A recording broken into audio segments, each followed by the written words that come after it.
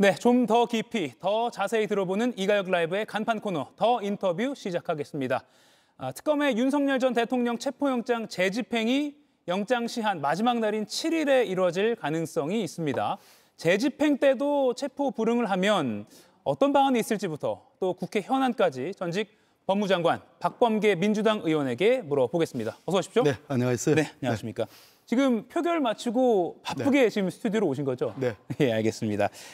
윤 전 대통령이 변호사 선임서를 제출했고요. 그래서 특검과 조사 날짜를 조율한다는 식으로 설명을 하고 있습니다. 그러면 체포영장 재집행은 필요가 없어진다고 봐야 됩니까? 조율이야 된다면 7일까지가 지금 체포영장 시한이니까 예. 오늘이 5일이죠. 오늘 뭐 날 다 지나갔고 예. 내일과 모레 사이에 적어도 6일 혹은 7일 날 몇 시에 특검 사무실에 출두하겠다라는 그런 합의가 있기 전에는 체포영장 집행을 해야 되겠죠. 예. 법무장관 출신이시니까 법무장관이 이제 교정본부 교정 업무도 총괄하는 역할이잖아요. 그러니까 국민들이 보기에는 대체 저 공간이 어떻게 생겼길래 이걸 왜 못 끌어내는 거야? 라는 의문이 있거든요. 이렇게 윤 전 대통령처럼 구치소에서 뭐 이른바 속옷 차림으로 버티기를 하면 글쎄요, 붙잡고 하기가 좀 전직 대통령이 어렵습니다가 아니라 어떻게 해야 되는 게 매뉴얼입니까? 1.8평짜리 독거방에 있는데 거기서 자기가 지금 뭐 자유인처럼 피서온 것처럼 자기가 덥다고 그래서 옷 다 벗고 뭐 그렇게 할 수가 없는 거죠. 예. 소위 이 교정 질서라는 것이 있는 거예요. 교정의 기본적인 죄를 진 사람에 대해서 그것을 속죄하게 하고 다시는 그러한 죄를 짓지 않도록 하는 작업이 교정 작업인데 법무부 장관의 어떤 그 규정이 있고 예. 그걸 이어서 교도소장의 각계의 처분들이 있는데 낮 시간 아니겠습니까? 밤에 뭐 취침 시간에 영장 집행하러 간 거 아니거든요. 그렇기 때문에 그 뭐 소위 말해서 속옷만 입은 채로 날씨가 더워서 그거 자체가 말이 안 되는 겁니다. 예. 교도소장이 전 재수자한테 다 속옷 차림으로 다 옷 벗고 이 더위를 이겨라. 라는 식의 지침이 있지 않고서는 그것은 합당한 것이 아니고 결국은 저는 뭐 소환 일시에 대한 합의가 이루어지지 않을 가능성이 높다. 그러면 내일과 모레 지금 특검에서 집행을 하겠다는 거거든요. 집행하러 갔을 때 또 드러눕지 않겠습니까? 지금 병을 또 뭐 당뇨라든지 혈압이라든지 뭐 이런 등등의 얘기들을 지금 하는 건데 그랬을 때에 이 지금 하는 것들이 다 공무 집행이거든요. 법정에 가서 재판을 받게 하는 거 그리고 수사기관에 의해서 가서 조사를 받게 하는 거 다 공무집행인데 그것을 소위 개호 책임이 있는 개호 책임이라고 합니다. 개호 책임이 있는 교도관들이 이 특검 혹은 특검보 또는 검사들의 지휘를 받아서 거기에 대해서 이제 협조를 해야 되는데 만약 거기에 협조를 하지 않으면 소위 윤석열 피의자가 위력으로 즉 힘으로 버티는 거죠. 힘으로 공무집행을 방해하는 거기 때문에 그것은 형집행법상의 일종의 강제력을 쓸 수 있는 근거가 되는 겁니다. 그 강제력은 대체로 첫 번째는 수갑이고요. 두 번째는 포승입니다. 이 개호 책임을 특검부의 지휘하에 교도관이 하게 돼 있죠. 그런데도 불구하고 막 들어눕고 뭐 이렇게 한다. 과연 팔다리를 잡고 끌어나올 수 있을 것인가 라는 것이 관전 포인트이긴 합니다. 어제 언론 보도에 따르면 정성호 법무장관이 물리력 행사를 포함한 특검의 체포영장 재집행에 적극 협조하라라고 서울구치소에 명령을 했다라는 것도 있기 때문에 더욱 말씀하신 대로 이 공무의 집행에 방해를 하는 그런 혐의는 더 짙어질 수가 있겠군요. 그렇습니다. 그렇군요. 알겠습니다. 마지막으로 그 윤 전 대통령 관련해서 요것만 좀 질문 더 드릴게요.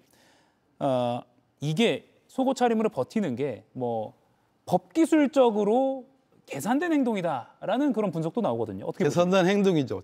최초에 구속영장이 발부돼 가지고 지금 나오지 않아야 될 일을 지기현 부장이 소위 말로 해서 이제 검찰총장이 그 즉시항고하지 않음으로써 지금 거리를 활보했지 않습니까? 그리고 나서 새로 특검에 의해서 구속영장이 청구가 됐고 발부가 됐잖아요. 증거인멸의 염려가 크다. 해서 이제 서울구치소로 다시 들어갔는데 사실은 그때부터 예견된 일이었습니다.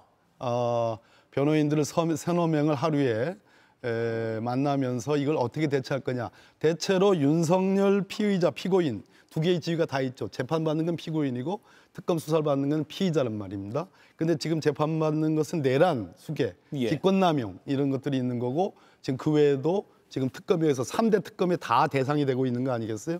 그랬을 때 이 형기가 도대체 얼마냐?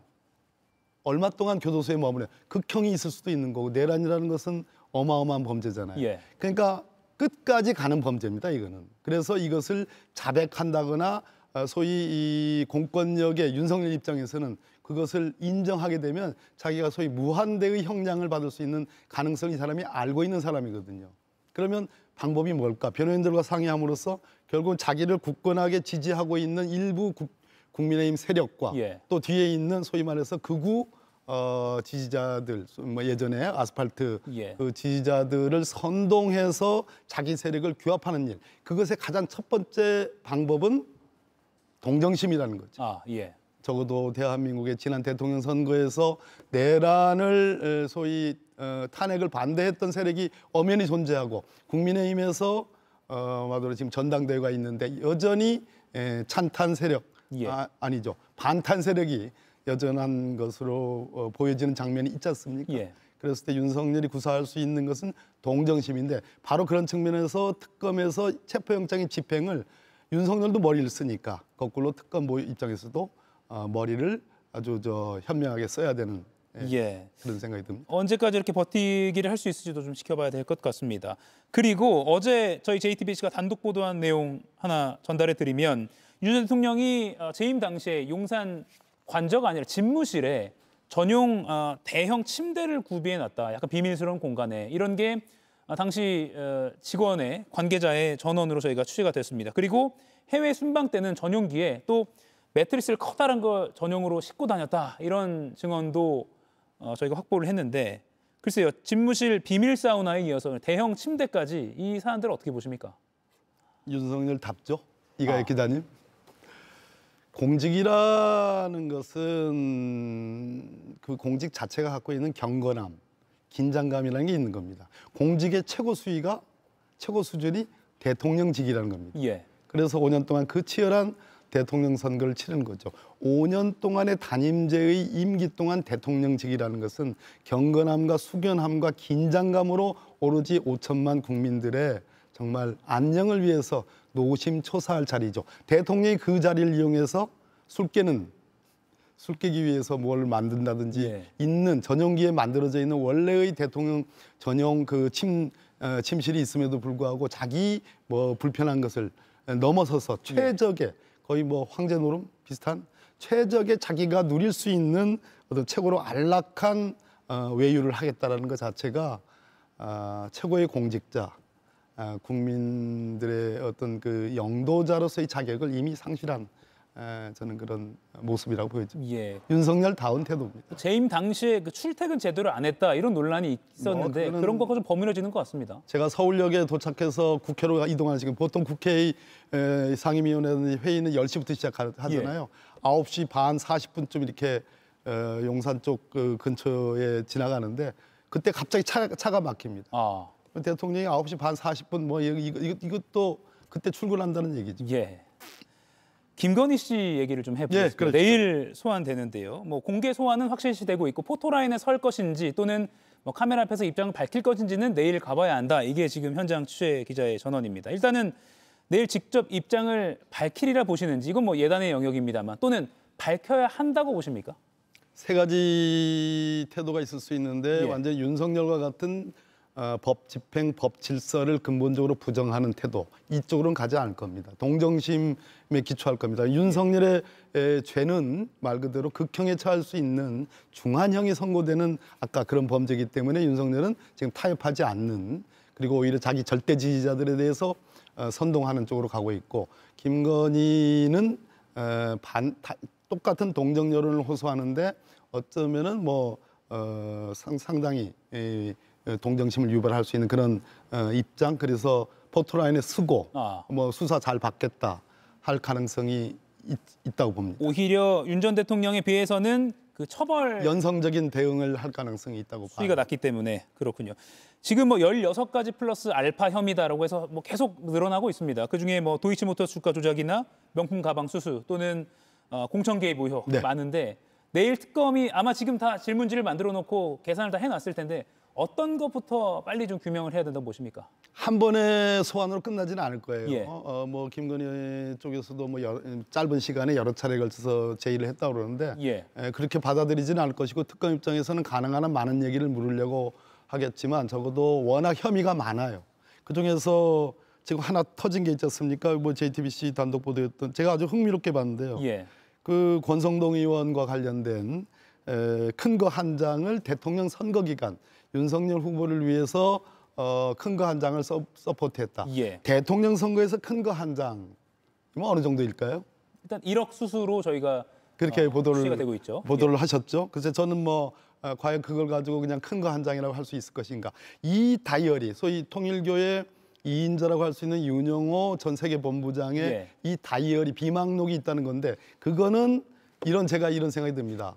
과거 안종범 수석이라고 생각나십니까? 예, 안종범 수첩. 수첩. 예. 박근혜 소위 유죄의 결정적인 증거물이 됐던. 그래서 예. 이걸 보면서 이것이 통일교에 연결되고 건진법사에 연결되고 그라프 소위 6천만 원짜리 목걸이와 연결되고 그 이전에 나토 첫 번째 해외 순방 때 김건희가 차고 갔던 뭐 외우기도 어려워요. 반클리프 앤 아펠이라는 그 어마어마한 고가의 이 두 개의 목걸이와 관련된 드디어 윤핵관의 핵심 중의 핵심인 권성동 의원이 등장했다. 전 이 부분이 양평 고속도로 건과 관련 함께 예. 가장 주목해야 될 특검, 김건희 특검에 가장 주목할 대목이다. 예. 이런 생각이 들어요. 언급하신 김에 그 부분 조금 더 여쭤보면 그래픽 좀 같이 띄워주시죠. 2022년 1월 5일이라고 날짜까지 정확하게 나오고 있고요. 그리고 여의도의 모 중식당 여기는 가로로 저희가 표현을 해놨지만 그 이름도 정확히 나와 있고요. 그리고 큰 거 한 장이라고 서포트, 뭐 지원이라는 뜻을 해석할 수 있겠죠. 이 정도라면 날짜와 장소까지 정확하게 나와 있고 또 다른 보도에 따르면 그 1억 돈다발 사진도 뭐 확보가 됐다라고 한다면 특검은 지금 굉장히 이 사안에 대해서 자신 있을 것 같습니다. 이미 그 윤모 통일교 전 세계본부장의 영장이 발부됐잖아요. 예. 구속영장이 발부됐다는 것은 범죄 사실에 대한 소명이 이루어졌다. 예. 그리고 도주 및 증거인멸의 우려가 있다. 그런 측면에서 지금 JTBC가 뭐 유능한 매체입니다만 어찌됐든 물적 증거가 확보가 된 거잖아요. 예. 그런 측면에서 이 수사는 상당한 정도로 쾌도남마의 수사를 보여줄 거고 여기서 머무르지는 않을 것이다 예. 하는 생각이 듭니다. 그리고 또 김건희 씨가 사용했던 비화폰 관련해서도 보도가 많이 나오고 있습니다. 그중에 접근 등급이라는 게 나눠져 있는데 A등급, A그룹인 비화폰을 썼다, 김건희 씨가. 이건 대통령 부속실장이나 경호처장 수준이다라고 하는데 그렇다면 글쎄요, 뭐 국정농단이라고까지 표현을 할 만한 수준으로 더 혐의가 더 많을 수 있다라고 보십니까? 부속실장, 경호처장 뭐 어떻겠으면 홍준표 전 시장이 그런 표현을 썼겠습니까? 박근혜 국정농단을 능가하는. 저는 이 비서실장, 경호처장 수준이 아니고 이 장면 최근에 제가 봤던 그 유튜브 동영상인데 언젠가 해외 순방을 해서 두 내외가 귀국할 때 네. 윤석열 대통령이 먼저 자기 환영을 나온 참모들하고 쭉 악수를 하고 자기가 돌아서서 그 옆에 서고 예. 거기에 김건희 씨가 쭉 역시 마찬가지로 악수를 하며 돌아오면서 윤석열 대통령과 악수하는 장면 기억나십니까? 예, 저도 본 것 같습니다. 그 장면이 그냥 저게 해프닝이 아니고 그냥 개그를 하려고 하는 것이 아니고 이것이야말로 등급의 차이를 보여주는 거 아닌가. 윤석열과 김건희의 계급의 차이를 보여주는 거 아닌가. 아니면 실세의 차이, 세력의 있고 없음의 차이 아닌가. 누가 진짜 국정 운영을 하다시피 한 건가라는 그런 측면에서 지금 안 깨진 부분이 인사농단 이런 부분, 이 부분에 대해서 과연 특검이 기간이 있었는지 모르겠습니다만 새로운 특검을 해야 되는지도 모릅니다. 예, 이른바 V1보다 높은 V0가 실제일 수 있다라고 보시는 거군요. 저수지가 그냥 저수지가 아닌 거죠. 물의 시초가 그 저수지를 파다 보면 그 안에 든 고기들이 얼마나 많겠습니까? 예, 알겠습니다. 이 부분 좀 짚어보겠습니다. 이제 이재명 정권에 대한 이야기를 좀 해볼게요. 예. 뭐 인사 관련해서 좀 잡음이 있었다라고 평가가 나오고 있습니다. 예를 들어서 최동석 인사혁신처장 막말 논란도 그렇고 최근에는 공직기강 비서관이 과거 변호사 시절에 버닝썬 관련자를 변호했다. 이 이력이 또 논란이 되고 있습니다. 이 부분은 정권에 좀 부담이 될 수 있다고 보십니까? 최동석 현 인사처장이 대통령께 부담이 될 거라는 것은 제가 다른 매체에서 말씀드렸는데 어쨌든 부임한 지 지금 꽤 시간이 좀 흘렀습니다. 종전의 태도, 그중에서 종전의 태도들을 이렇게 편가르게 하고 거기서 막말을 자기 마음에 안 들면 막말을 하는 그러한 태도가 이재명 대통령께서 인사혁신처장으로 임명을 한 이후 국무회의에서 재해재난과 관련된 토론에서 소위 말해서 유명해져서 죄송하다는 표현이라든지 그 재해재난과 관련해서 공무원들 인사행정의 탑이거든요. 차관급이긴 하지만 제 경험으로 국무회의를 가면 대통령의 모든 부처의 인사가 있지 않습니까? 예. 그것을 리뷰, 소위 다시 돌이켜보고 그에 대한 평가를 내서 대통령께 보고를 하고 다른 국무위원들이 꽤 긴장돼서 듣는 그런 시간들을 갖는 자리거든요. 예. 얼마나 중요한 자리입니까? 더군다나 국정 초기에 공무원들의 협조 없이는 이 아주 능동적이고 성공하는 국정 운영이 불가능하기 때문에 대통령께서도 적극 행정 면책이라는 그리고 통합적 포용적인 그러한 말씀도 한단 말이에요. 예. 그런 측면에서 최동석 인사혁신처장이 종전에 본인부터 좀 혁신을 해서 좀 더 포용적이면서 혁신적인 것이 반드시 반포용이 아니다. 포용과 혁신을 함께 그런 가져가는 그런 모습을 좀 보여주기를 오늘은 그렇게 기대합니다. 예, 아직은 좀 더 노력이 필요하다. 예. 업무적으로도 영향을 그렇습니다. 보여줘야 된다. 공직기강 비서관 문제는 예. 이 생각이 나네요. 예전에 문재인 대통령께서 그 중국인들 어떤 어선에서 예. 대형 살인 사건들이 많은 피해자가 난 살인 사건들의 변호사로서 변호를 한 일이 있었습니다. 가해자 측의 변호요. 네, 가해자 측. 예. 그때에 뭐 여러 가지 뭐 비판들이 있었습니다만 그런 관점으로 공직기강 비서관으로서 다른 기능들, 다른 어떤 청렴도라든지 그러한 것들이 갖추어졌으면 그것은 충분히 넘어갈 수 있는 문제 아닌가 하는 생각도 드는데 예. 모르겠습니다. 우리 국민 대중들의 어떤 눈높이가 어느 정도일지 그런 측면은 상당히 고려는 좀 해봐야 되는 거 아닙니까? 예. 신임 당대표가 들어선 민주당 당내 분위기 좀 살펴보겠습니다. 정청래 대표가 오늘도 정당 해산 국민의힘 정당 해산 추진 못할 거 없다라면서 발언을 했고 이게 뭐 또 많이 화제가 되고 있습니다. 이게 전략적으로 염두에 둔 그러니까 뭐 국민의힘의 변화를 촉구하는 발언이라고 봐야 될지 또는 실제로 여론을 그렇게 형성하기 위한 발언일지 좀 어떻게 보십니까? 정청래 대표님은 뱉으면 이행을 하잖아요. 예. 그러니까 무서운 건데요. 결국 이 문제입니다. 내란 특검의 결과가 과연 윤석열이라는 사람이 지난 12월 3일에 느닷없는 비상계엄이 김용현 당시 국방부 장관 하나 믿고 또 별 4개짜리 각 4개 사령관들의 어떤 그 신임을 하나만 믿고 그 군사력을 동원해서 심지어 외환죄의 지금 그 뭐 무인기를 동원해서 북한의 어떤 그 도발을 유도하는 그러한 의혹까지 있는데 과연 그랬을까? 국민의힘의 지지 내지는 어느 정도의 핵심들의 양해 없이 과연 이게 가능했을까 하는 의문이 있는 거죠. 예. 그런 측면에서 추경호 그 당시 원내대표라든지 또 나경원 의원들 또 그 뒤에 지금 관저에 숨어서 체포 집행이 불가능할 때 어려울 때 그 40몇 명의 그 국민의힘 의원들이 갔던 그 업무하러 갔던 일들 그리고 언행들 이랬을 때 과연 내란 특검이 어느 정도까지 이 부분에 대한 국민의힘 관계자들, 고위당직자들이 어느 정도 관여했느냐라는 예.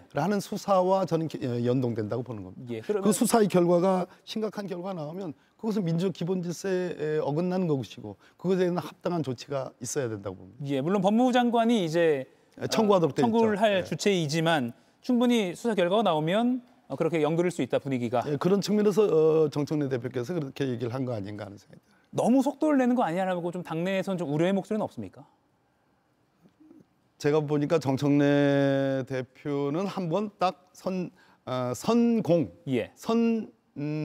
선공선점을 하고 여론을 좀 더 거기에 대해서 들어보고 그 선공선점했던 것을 다소간의 어떤 그 완화를 좀 시키는 거꾸로 일종의 탑다운 방식 뭐 그런 쪽을 선호하는 것 같습니다. 그런 측면에서는 조금씩 그 변화의 어떤 그 과정들은 겪지 않을까 생각됩니다.